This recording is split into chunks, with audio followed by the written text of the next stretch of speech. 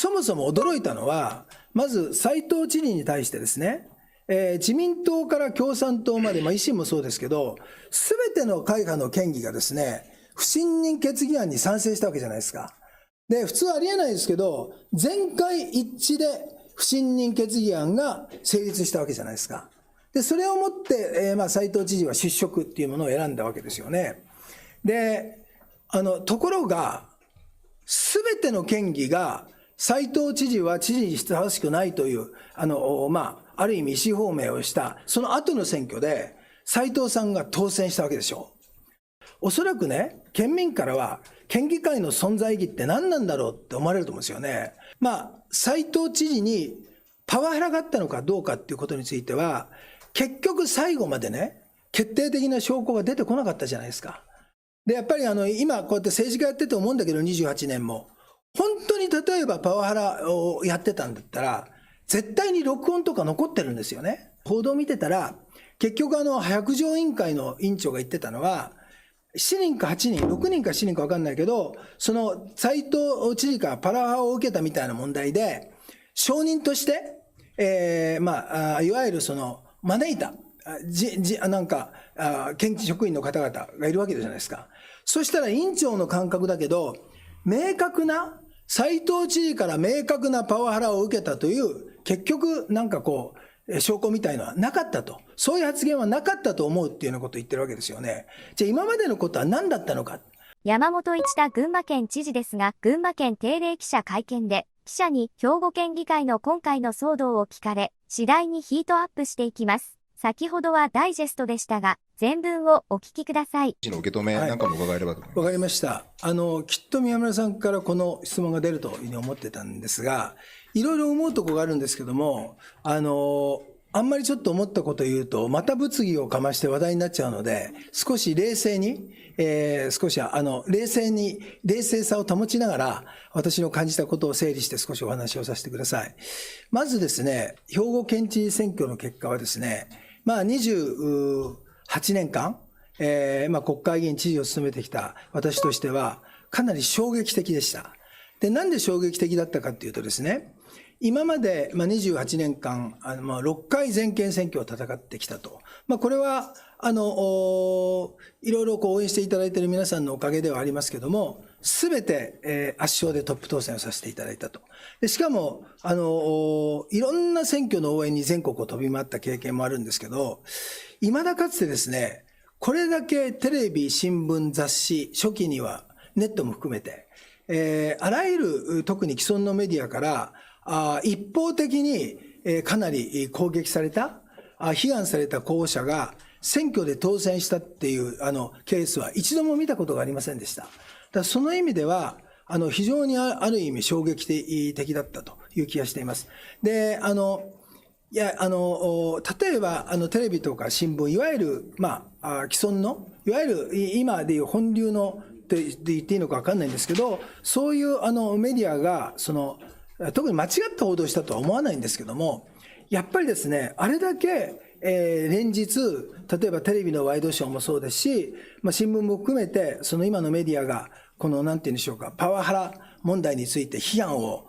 発信すると。そうなると、やっぱり私の方もどう考えてもこれ影響を受けるし、普通大勢の人たちも影響を受けるっていうのは普通の流れだと思うんですよね。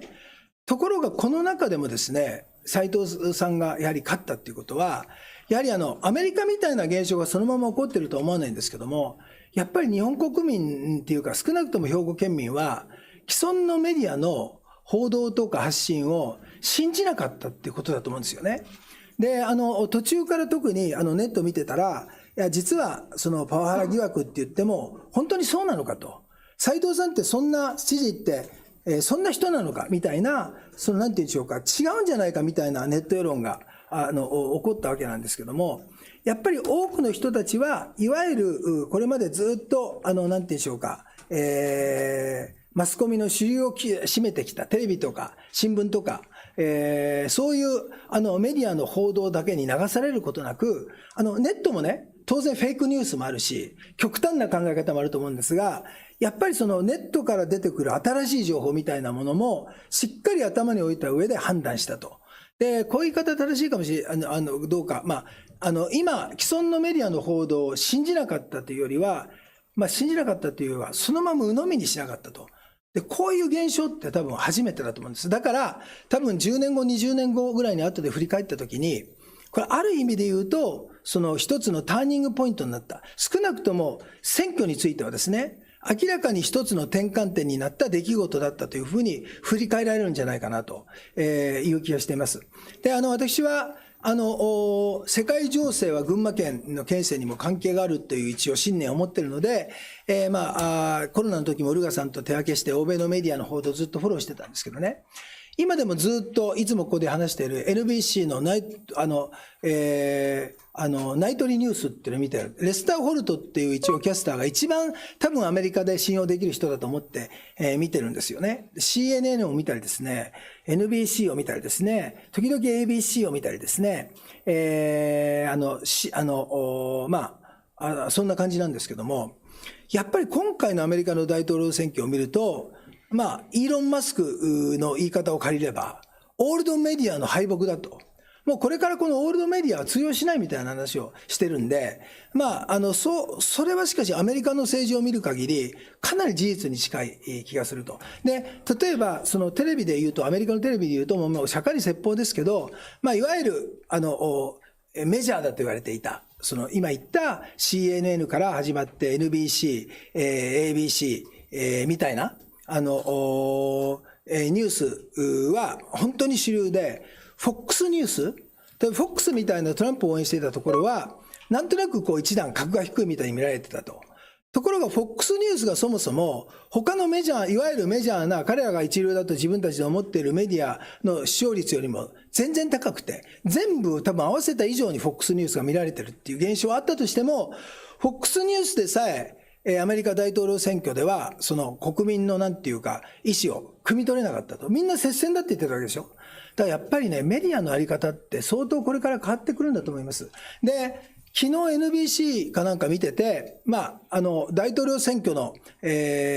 ある意味、なんて言うんでしょうか、後の反省会みたいなの。もう明らかにニューヨークタイムズもワシントンポストも NBC も、今言ったいわゆるメジャーなニュースは全部反トランプだったから。なんかこう反省会的なことをやってたんですけど、全く反省の色がないですよね。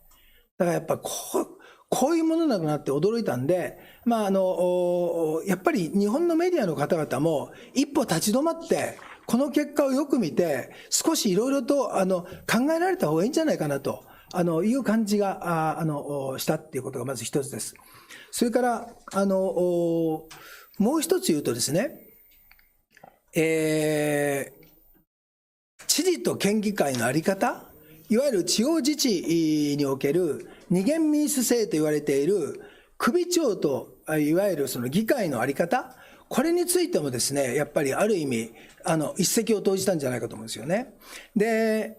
兵庫県議会にも立派な人がいると思うんですよ。きっと優秀な方もいると思うんですが、そもそも驚いたのは、まず斉藤知事に対してですね、自民党から共産党まで、維新もそうですけど、すべての会派の県議がですね、不信任決議案に賛成したわけじゃないですか。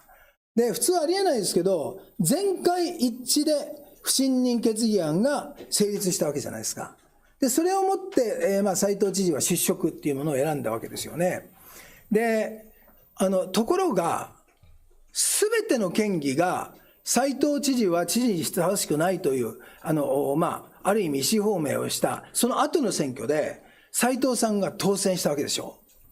だから、群馬県議会は、レベルが高くてよかったと思うけど、おそらくね、県民からは、県議会の存在意義って何なんだろうって思われると思うんですよね。で、不信任決議ってこんなに軽いものなのかと思って、結構驚いたし、それぞれ個々の県議の皆さんにも需要があったり、決して兵庫県議会の悪口言うつもりないんですけど、そのね、不信任決議を突きつけて失職した知事をですね、応援する県議がいたわけじゃないですか。これ、私がその人だったら、有権者にどう説明したのかなと。で、ちょっとどうやって説明するのかなと。で、例えばじゃあ、応援するっていうんだったら、まず、不信任決議は間違いでしたと。私は間違った行動をしましたって、やっぱりちゃんと有権者に説明してからやるべきなのに、なんかよくわからないけど空気の流れでそっちに行った人もいるみたいな感じで、いやなんか申し訳ないんですけど、群馬県は違いますよ。県議会ってこの程度なのかと。本当にそういうふうに思って、ある意味がっかりしたし、驚きました。それからもっと言うと、もっと本音を言いますが、なるほどと、知事は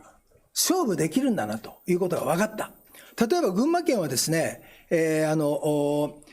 事としてはいろいろご迷惑もかけてますけども、県議会との関係を重視してます。やっぱり県議との一人一人との信頼関係ももちろん大事にしていると思います。例えば群馬県でですよ、山本知事けしからんって言って不信任決議案が出されたと。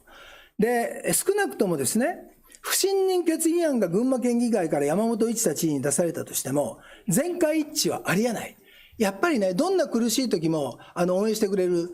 同志はいるので、全会一致かどうかわかんないんですけども、普通不信任決議案ってギリギリ通るか通らないかっていうところなのかもしれませんけど、不信任決議が通ったとしますよね。なるほどと。それでも勝負できるんだっていうことは分かりました。つまり不信任決議が通ったとしても、それがやっぱりおかしいと思ったら知事は、今までやった人いなかったんだけど、選挙に、出られると。選挙でもう一度、ちゃんと自分を選んでくれた、有権者、県民に信を問えると。知事っていうのはこういうことができるんだなと。これはもうですね、首長として、私は本当に勉強になりました。それからもう一つ言うとですね、斉藤知事のことをよく存じ上げないんだけど、政治家として一つやっぱりすごいなと思ったのはですね、全会一致で不信任決議を突きつけられたその後、これは知事のご性格なのか戦略なのか、そもそも意外と人格者のよく分かりませんが、一切不信任決議を突きつけた県議の悪口とかを言わなかったですよね。特に斉藤さんは自分の主張は言ったんだけど、周りに対して、それに対して恨み事みたいなことは言わず、終始冷静に戦っておられたと。で、これがあったからもしかしたら勝ったのかなと思うんですけど、それは本当にやっぱりなかなかこれも政治家として勉強になりました。私が、もしですね、群馬県で不信任決議案を突きつけられたとして、それはないと思ってますから、県議会大事にしようと思ってるし、ないと思いますが、じゃあ不信任決議が通ったと。そうしたら私は、宮原さん、私の性格、宮村さんご存知だと思いますけど、必ず解散しますよ。必ず同日で解散しますよ。そして多分首謀者を徹底的に攻撃しますよ。負けた後も生涯多分攻撃しますよ。こういう性格の人間だったら、もしかしたら通らなかったのかもしれないなっていうことで、そこでやっぱりそういう意味で言うと、斉藤知事に会ったことないんですけども、これだけの批判に耐えて、特にそれについて誰か特定の人物の悪口を言うこともなく、やっぱり選挙戦に臨んでやったっていうことは、やっぱり本当に勉強になりました。やっぱりある意味政治家としては、そこは大したもんだなというふうに思いました。ただ、研究家としては冷静に見なきゃいけないので、斉藤さんは勝ったけど、得票率は多分、45% ぐらいですよね。それから、次点の稲村さんでしたっけは 39.6 か7だから4割ですよね。だから、得票率って選挙ですごく大事なので、斉藤知事が再選された、民意を得たっていうことなんだけど、半分以上の人は、ノーと言ったっていうことは、多分きっとご本人も受け止めざるを得ないと思うし、これからの県議会との、どういうふうに、お付き合いをされていくのかっていうのは、これは同じ知事としてですね、非常に関心があるところなんですよね。で、こういう状況の中で県議会とどんな関係を築いていくのかっていうのは、すごく注視したいと思います。ただ、同じ事実として言えば、この逆境を乗り越えて、どんな、もちろんネットの力、ある意味で言うと今回、既存のメディアではないネットの影響力っていうものをすごく世に知らしめたと。いわゆるネット民みたいな言葉あるんですけど、それは若手だけじゃなくて、今回は多分ね、50代とか60代の人もネットの影響を受けてますから、これは国民もやっぱりその中に入ってるんだと思いますが、あれですね、そういう中で本当に、なんていうか、選挙のあり方みたいのも、考えさせられたし、これから選挙を戦うっていうことになると、一応5回選挙を戦って全部勝ったと。で、どっちかっていうと、その斬新な選挙戦略をやる人物だとずっと思われてたんですけども、私が勝った5回の選挙なんてもう何の参考にもなんないなと思います。これからやっぱりもし2年後に選挙出るってことになると、ネットも駆使していかないと、自分のやっぱり思いっていうのは届かないということをですね、ちょっとよく頭に置いて、やっていかなきゃいけないんじゃないかなと思います。さっきのに戻りますと、これからつまり県議会と付き合っていくっていう斉藤さんの地位がどうやって付き合っていくのかっていうのをよくその注視していきたいと言ったし、またネット戦略がやっぱり功を奏したっていうか、ネットの力で勝ったとかいろんなこと言う人がいますけど、結果として当選されてるので、やっぱ当選されたからにはやっぱ頑張ってほしいなと。同じ市としてはこれだけの逆境を乗り越えたんだから、そこは斉藤知事にはぜひまた再スタートして頑張っていただきたいなと、こういう思いはあります。それから長くなるけど、もう一つだけ言わせていただきたいんですけどね、